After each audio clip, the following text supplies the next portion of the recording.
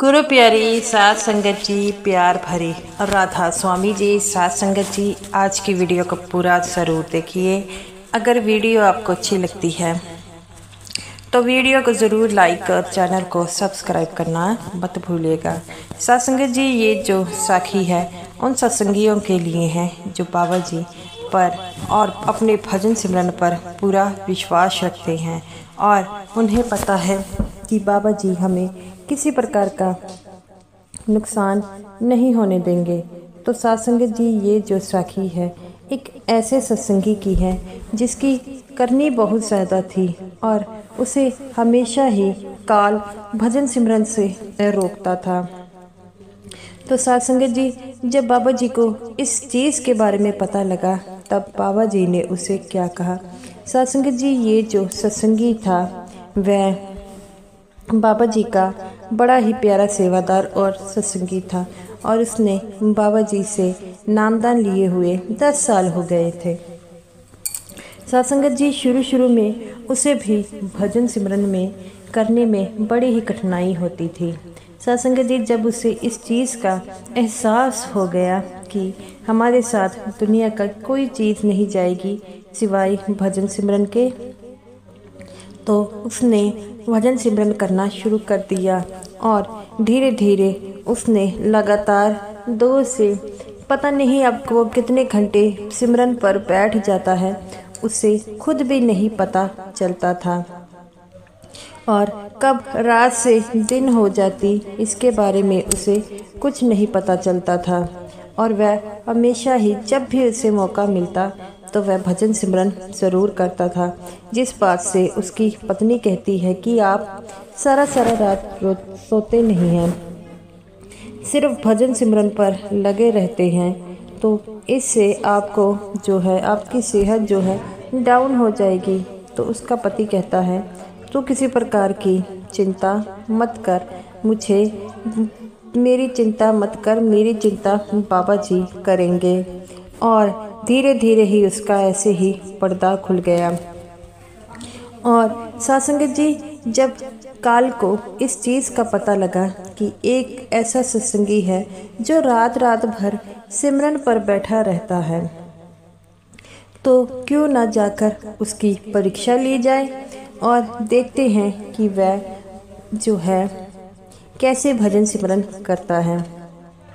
और इतना कहकर ही वह भजन सिमरन के लिए उस सत्संगी के पास चला गया और उससे कहने लगा कि मैंने सुना है कि तेरी कमाई बहुत ज़्यादा है।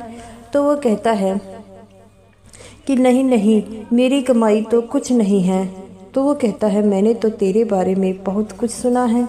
तो वो कहता है कि हमारे बाबा जी कहते हैं कि जब कमाई आपकी होने लगे तो आपको अहंकार नहीं करना चाहिए और ना ही अपनी कमाई के बारे में किसी को बताना चाहिए। ऐसा करने से आपकी कमाई जो है वह कम हो जाती है। तो वह कहता है कि ये तो बात तूने सही कही है, लेकिन क्या तेरी कमाई से, मेरे पूछने से तेरी कमाई को क्या फ़र्क पड़ेगा। तो वो कहता है नहीं, मैं जो है ऐसा नहीं है, मैं तो सिर्फ एक आम आदमी हूँ। तो काल कहता है कि मैंने कब कहा तू खास आदमी है, मैं तो तेरी जो है इस सुनने के बाद कि इस सत्संगी की बड़ी ज़्यादा कमाई है तेरे पास आया हूँ, तो मुझे बता ना तू कितनी कमाई करता है। वो कहता है कि मैं कुछ कमाई नहीं करता। काल कहता है कि ऐसे ये मानेगा नहीं, मुझे छुप कर इसे तंग करना होगा। जब ये भजन सिमरन पर बैठा होगा तभी तो पता लगेगा कि ये जो है कितनी कमाई करता है। तो सात संगत जी, काल उसके घर में छुप जाता है और जो है वो सत्संगी रात को आता है, खाना खाकर जो है अपनी पत्नी को कहता है कि तुम सो जाओ। तो उसकी पत्नी कहती है कि क्या आज भी आप सारी रात जो है भजन सिमरन करेंगे।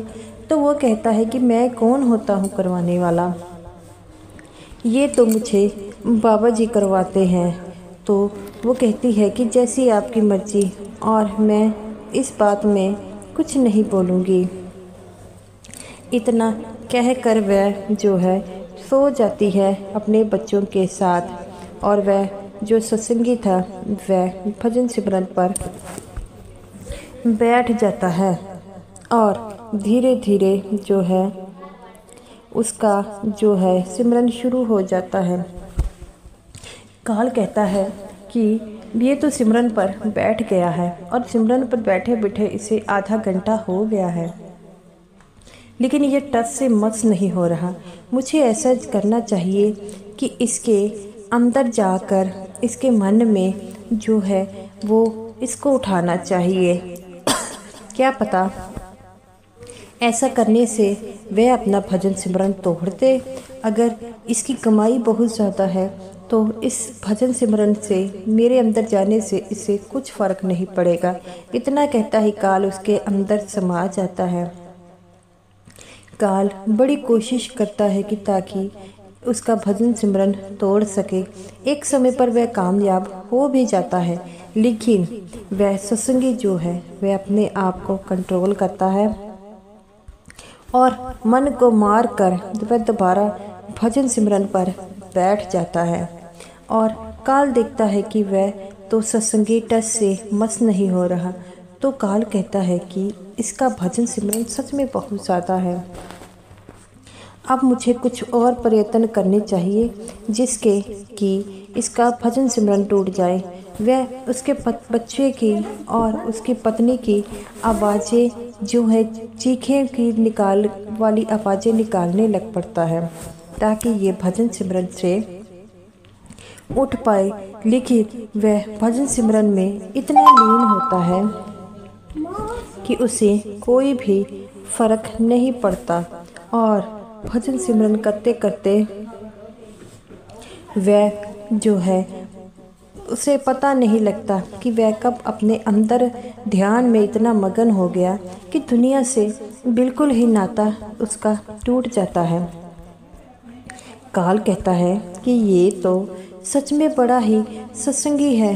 अब मुझे समझ में नहीं आ रहा कि मैं इसका भजन सिमरन कैसे तोड़ूं।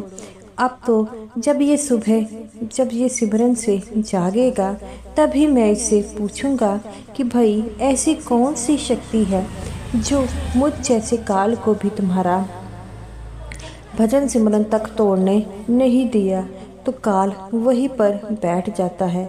जब सुबह के 5 बजते हैं तो वह सत्संगी अपने भजन सिमरन से उठता है और काल को देखकर वह बैठ जाता है और कहता है कि आप भी यहाँ पर है। तो वो कहता है कि मैंने तेरा रात को कितनी बार जो है तेरा सिमरन तोड़ने की कोशिश की, लेकिन नहीं, मैं तोड़ नहीं पाया। ऐसा क्यों? पता नहीं कौन सी शक्ति थी जो तेरे को मुझे तुझसे रोक रही थी, लेकिन मैंने अपनी पूरी कोशिश की, लेकिन मैं तेरे का भजन सिमरन नहीं तोड़ पाया। ये तो मुझे बता कि ये मैं तेरा भजन सिमरन क्यों नहीं तोड़ पाया। तो वह सत्संगी हंसने लग पड़ता है। तो काल कहता है कि तू क्यों हंस रहा है? तो वो सत्संगी कहता है कि तेरे में इतनी हिम्मत नहीं है कि तू मेरा भजन सिमरन तोड़ सके। तो वो कहता है ऐसी बात नहीं है, तो मैंने तो पूरी कोशिश की थी। तो सत्संगी कहता है कि मैंने अपने मन के प्रभाव में आकर जो है भजन सिमरन नहीं किया, तोड़ा। मैंने अपने मन को जो है काबू किया हुआ है और एक बार तो तू सफल भी हो गया था मेरे मन को समझाने के लिए, लेकिन मैंने मन को बड़ा कंट्रोल किया और मैं दोबारा जो है भजन सिमरन पर बैठ गया। काल कहता है क्या भजन सिमरन में इतनी ताकत होती है कि वह मुझ जैसे आदमी को भी तेरा भजन सिमरन ना तोड़ने दे? तो वो कहता है कि जब तूने मुझसे पूछा कि तेरी कितनी कमाई है तो मैंने कहा मेरी कमाई नहीं है। हमारे सतगुरु यही बताते हैं कि ये जो कमाई है बताने से घटती है, इसीलिए हमें इसके बारे में किसी को कुछ नहीं बताना चाहिए, सिर्फ महसूस करना चाहिए। जो इसे महसूस करता है वही उस सच्चे परमात्मा की दया का पात्र बनता है। काल कहता है तू बिल्कुल ठीक कहता है और ऐसा ही जो है ठीक है। तो काल कहता है कि मैंने तेरा भजन सिमरन तोड़ने की कोशिश की, उसके लिए मैं क्षमा मांगता हूँ। इतना तो बता दे कौन सा वह तेरा सतगुरु है जिसने मुझे रोका हुआ था, क्योंकि किसी आम आदमी में इतनी ताकत नहीं होती। तो वो कहता है वो लगी मेरे सतगुरु की फ़ोटो। तो वो कहता है कि तुम्हारे सतगुरु के इस स्वरूप से ऐसा लग रहा है कि वह मुझे ही देख रहे हैं। तो वो कहता है कि हाँ, इन बाबा जी का हर स्वरूप ऐसा होता है जिसमें ऐसा लगता है कि बाबा जी हम सबको देख रहे हैं। तो वो कहता है कि मैं इस चीज़ के लिए जो है दोबारा से तुझे माफ़ी मांगता हूँ कि मैंने तेरा भजन सिमरन तोड़ने की कोशिश की है। तो मुझे जब पता लग जाता है कि कोई ऐसा आदमी है तो मैं उसके मन पर हावी होने लग पड़ता हूँ, लेकिन तूने तो अपने मन की नहीं सुनी। तो वो कहता है कि हर सत्संगी को अपने मन को कंट्रोल कर कर जो है भजन सिमरन करना होता है।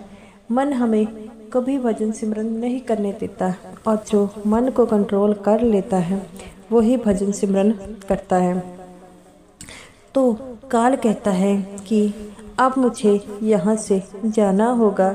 मैं जिस काम के लिए आया था वो तो मेरा सफल ना हो पाया, तो मैं दोबारा अब मुझे जाने की इजाज़त दे। तो वो सत्संगी कहता है कि आप सारी रात यहीं पर बैठे रहे, वो क्यों? तो वो कहता है कि मैंने तुझसे पूछना था कि मैंने इतनी बार प्रयास किया लेकिन मैं उसमें सफल क्यों ना हो पाया। तो वो कहता है कि ये सब मेरे उस मालिक की कृपा है। जो उस मालिक पर विश्वास रखता है मालिक उस पर दया ज़रूर करता है। तो वो जो था काल कहता है कि तू बिल्कुल ठीक कहता है, अब मैं यहाँ से जाता हूँ। तो कुछ समय बाद उस सत्संगी की बीवी उठी। तो वो कहती है कि जब मैं सो रही थी मुझे लग रहा था कि आप किसी से बातें कर रहे थे। तो वो कहता है कि हाँ, तो सही कहती है कि मैं किसी से बातें कर रहा था। तो वो कहती है कि ऐसे आप किससे बातें कर रहे थे? मुझे तो यहाँ पर कोई दिखाई नहीं दे रहा। तो वो कहता है कि मैं काल से बातें कर रहा था। काल की बातें सुनकर, नाम सुनकर वो उसकी बीवी जो थी वो डर जाती है और कहती है कि क्या सच में काल आप आया था? तो वो कहता है जब काल को पता लगा कि मेरी कमाई ज़्यादा है तो वह मुझे जो है इस कमाई को भंग करने आया था।